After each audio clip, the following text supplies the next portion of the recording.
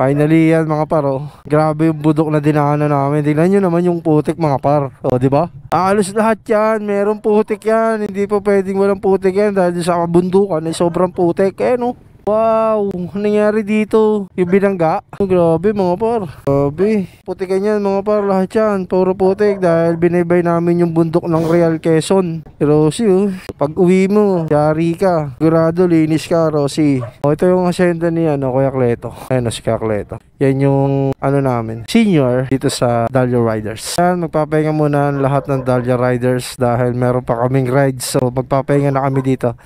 Mga paro, dito tayo sa bahay nila Kuya Cleto, dito sa Laguna. Ano? Ito, bahay nila dito. Tapos ito yung fish pan nila rito. Lawak, di ba?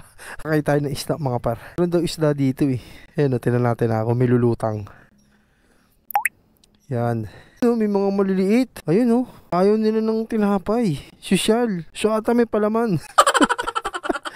Oh yo. Subukan natin to. Ayan oh, marami tayong tinapay dito. Ayan. Oh. Ibon. Ibon yung may gusto. Ayun oh. Ug. Pinapapak na. Ayun na. Pinapapak na nila dun. Bigyan natin yung ibon. Ayun oh. Ibon. Ibon. Agis tayo dyan mga par. Ayun oh. Ayun oh. Ibon. Oh, ayan oh. Oh, nakita na nung ibon mga par. Ayan oh. Ayan oh. Ibon pala yung rito eh. Kakain eh. Hindi yung isda eh. Oh.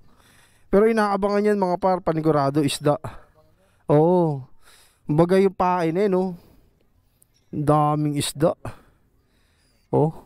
Ayun oh. Punta na rin yung tinapay na binigay ko oh. Hindi ko man lang nakita yung isdang lumutang. Kawawa sa inyo mga isda.